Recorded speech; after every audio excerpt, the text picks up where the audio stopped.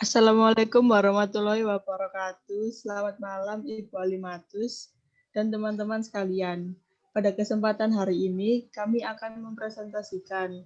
Adapun topik yang akan kami bahas adalah korupsi, kolusi, dan nepotisme. Perkenalkan, nama saya Patricia Priscila Dewi yang akan bertugas sebagai moderator pada hari ini. Adapun anggota kelompok saya adalah Yusuf Triputra Pamungkas, Rafif Nur Putri Sirat, Saskia Alia Kamila, Zubaidah, Dinia, Tommy Reza Irfanda, Taskia Aulia Nabila, dan saya sendiri. Baik, langsung saja pada penyampaian dan penyajian materi, saya persilakan untuk Yusak membacakan materinya.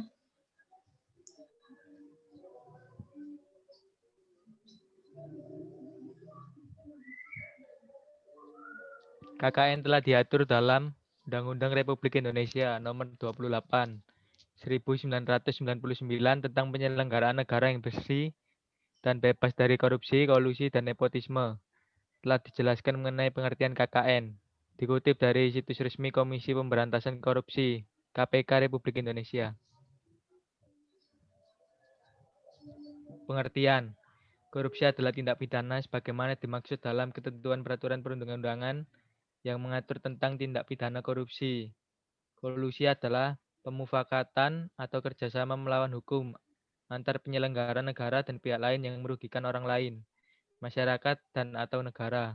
Nepotisme adalah setiap perbuatan penyelenggara negara secara melawan hukum yang menguntungkan kepentingan keluarganya dan atau kroninya di atas kepentingan masyarakat, bangsa, dan negara. Next. Dampak dari korupsi, kolusi, dan nepotisme. 1. Anggaran negara yang membengkak. 2. Pertumbuhan ekonomi terganggu. 3. Kondisi ekonomi yang tidak stabil. 4. Norma-norma dalam masyarakat semakin hilang. 5. Kebutuhan masyarakat semakin terabaikan. 6. Kewibawaan pemerintah semakin berkurang. 7. Kreativitas masyarakat semakin berkurang. 8. Rusaknya moral masyarakat. Upaya yang bisa diterapkan dalam pencegahan KKN. 1. Proses penegakan hukum oleh aparat penegak hukum atau polisi, jaksa, dan hakim, khususnya berkenaan dengan perkara korupsi di daerah-daerah dapat dikatakan telah mengalami kemajuan yang cukup signifikan dibandingkan dengan tahun-tahun sebelumnya.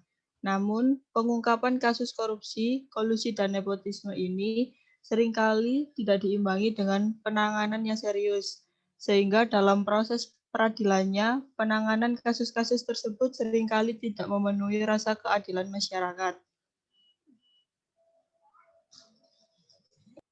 Lalu, 1.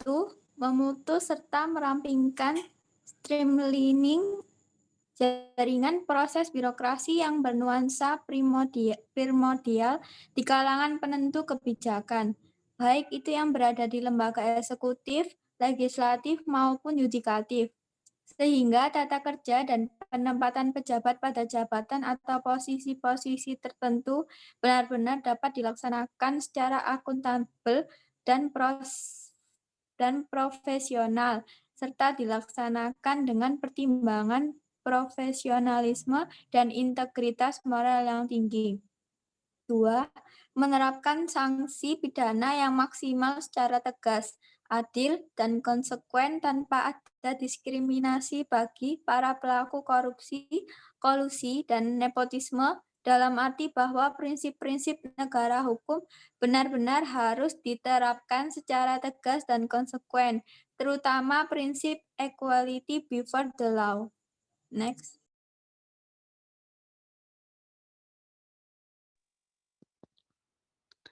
Para penentu kebijakan, baik di bidang pemerintahan maupun di bidang penegakan hukum harus memiliki kesamaan visi, profesionalisme, komitmen, tanggung jawab, dan integritas moral yang tinggi dalam menyelesaikan kasus-kasus korupsi. Selain ketiga strategi yang dikemukakan oleh Lancet di atas, Dai dan Stampenhurst menambahkan bahwa perlu pula dilakukan upaya-upaya untuk memperkuat pillars of integrity yang melibatkan 8 pillars of Integrity sebagai berikut. 1. Lembaga eksekutif, 2. Lembaga parlemen, 3. Lembaga kehakiman, 4. Lembaga-lembaga pengawas atau watchdog jurisdictions, 5. Media, 6. Sektor swasta, 7. Masyarakat sipil, dan 8. Lembaga-lembaga penegak hukum. Ada berbagai macam cara untuk melakukan pendekatan untuk mengurangi KKN. 1. Pelayanan publik yang efisien dan efektif serta menyumbang pada pembangunan berkelanjutan. 2. Pemerintahan yang berjalan berdasarkan hukum yang melindungi warga masyarakat dari kekuasaan sewenang-wenang termasuk dari pelanggaran hak asasi manusia. Ketiga, strategi pembangunan yang menghasilkan manfaat bagi negara secara keseluruhan termasuk rakyatnya yang paling miskin dan tidak berdaya, bukan hanya bagi para elit. POP 2003.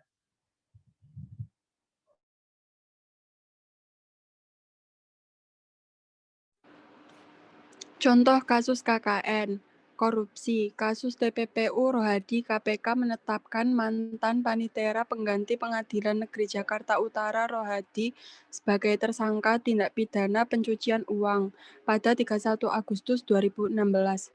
Rohadi disinyalir menyamarkan uang miliaran rupiah dari hasil korupsi, kolusi saat diadakan musyawarah bersama untuk menyelesaikan masalah. Ada salah satu pihak yang tidak sependapat dengan pihak lain, di mana pihak yang tidak setuju tersebut adalah pihak yang mementingkan dirinya sendiri atau merugikan orang lain, dan pihak yang tidak setuju tersebut mempengaruhi pihak lain untuk berpihak kepadanya. Maka terjadilah persekongkolan yang merugikan banyak orang.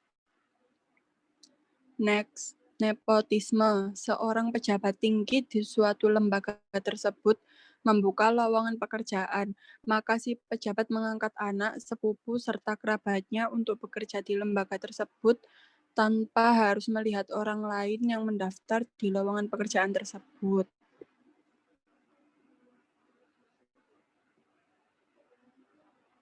Sekian presentasi dari kelompok kami. Mohon maaf apabila ada salah kata dan kurangnya. Terima kasih.